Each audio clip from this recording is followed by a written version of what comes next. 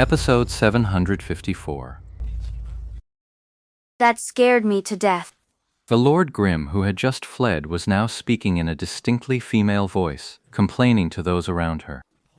Chen Guo had never imagined that the moment she brought Lord Grim online, light would flood the space around and beneath her. She was completely enveloped in the satellite ray's glow.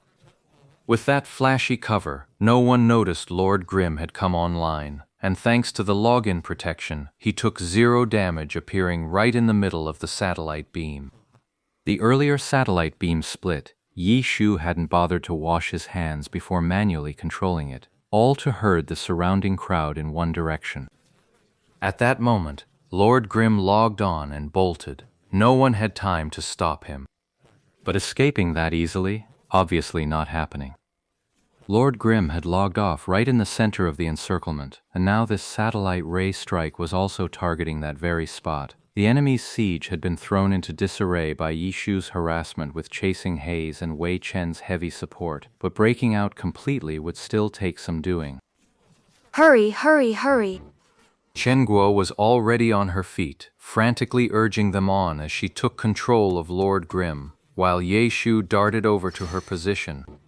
Chen Guo quickly ducked over to Ye Shu's side, and the two swapped characters, each maneuvering their own to retreat.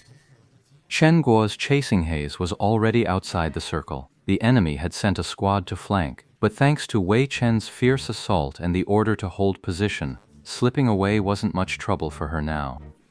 The most difficult situation was undoubtedly Lord Grim's. When he first came online, his surroundings were clear and no one had noticed him, but now he was completely exposed. Everyone immediately abandoned Wei Chen's group of 20-some players and charged straight after Lord Grim. Wei Chen saw that his 20-odd men couldn't even serve as a decoy, being so blatantly ignored by the enemy. That was unacceptable. He roared and led his team in a desperate fight to prove they existed. Squads 5, 7, and 8 head that way. Everyone else surround Lord Grim. The guild leader had a clear view from the command post. He picked 3 nearby squads to intercept Wei Chen's disruption, while the rest kept hammering Lord Grim. Yi Shu hadn't touched glory in 2 days, so when he took back Lord Grim, he was brimming with energy. With a flick of his right wrist, Lord Grim spun gracefully mid-run, fired a shot over his shoulder, and the bullet struck a dry branch hanging in mid-air. And on that dry branch hung the poor soul who had been sent flying up by the heat-seeking missile. Now, with the branch struck and unable to bear the weight, it snapped, and the man plummeted straight down. That strike came completely out of nowhere. One player below was running along, rifle raised, lining up a shot on Lord Grim, when he heard something yelling and thrashing overhead. Before he could make out the words or even lift his view, his whole world flipped upside down, and his face planted straight into the dirt. Lord Grim spun around, a flash of the blade. He cleaved through the 2 charging from the left, then lunged right. One player was about to swing his blade when Lord Grim suddenly leaped into his arms, as if going for a face-to-face greeting.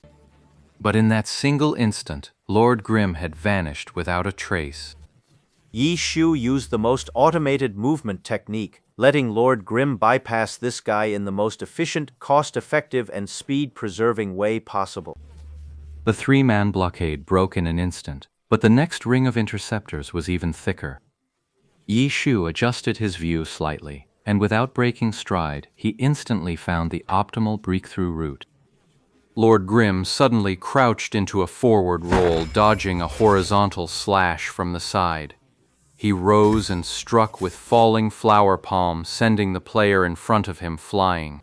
But with a level gap of just over 10, the knockback effect of this falling flower palm was pretty pathetic. This couldn't really be called a knockback, more like a stumble. Yi Shu felt a twinge of regret. If Lord Grim were level 70, this falling flower palm would have sent his enemies flying properly, and the path to escape would have been far smoother. But this situation was exactly what Yi Shu had anticipated. The player who'd been knocked flat kept charging forward, while attacks came at him from both sides again. Yi Shu precisely judged the timing of the attacks from left and right. With a flick of his front foot, he turned his spear into a thrust to the left, catching one enemy cleanly with circle swing. Then, with a twist of his hand, he flung that player into the one on the right who thought he'd finally found an opening, sending both crashing to the ground. It was all too fast. Those players who were a bit farther away and hadn't managed to charge to Lord Grimm's side could only play spectator for now. In their eyes, Lord Grimm's attacks were blindingly fast. Attack speed is a stat that doesn't change at all with leveling up. What affects a player's attack speed is, first, their own skill, and second, their equipment. Beyond that, there are the special effects of certain skills. If attack speed were determined solely by player skill, then theoretically it would have no upper limit. From that perspective, equipment actually becomes the limiting factor on attack speed, but that's really a misunderstanding. In Glory, weapon attack speed ranges from 1 to 10. If a player's manual dexterity is too slow, they might wield a speed 10 weapon, but only achieve the effect of a 7 or an 8. And even if your reflexes were faster, attack speed caps at 10. It can't go any higher than that. But in reality, using manual input to boost attack speed doesn't work that way. Speed has its limits, so what should one do to shorten attack time? Simple. Shorten the attack path. So increasing your APM isn't really about speed, it's about precision, precise judgment, precise execution. From point A to point B in a straight line, that's undeniably the shortest path. So, with the same attack speed, taking the shortest path means the attack lands fastest. Naturally, it looks quicker. Lord Grimm's attacks were perceived as fast, precisely because of this kind of precise operation.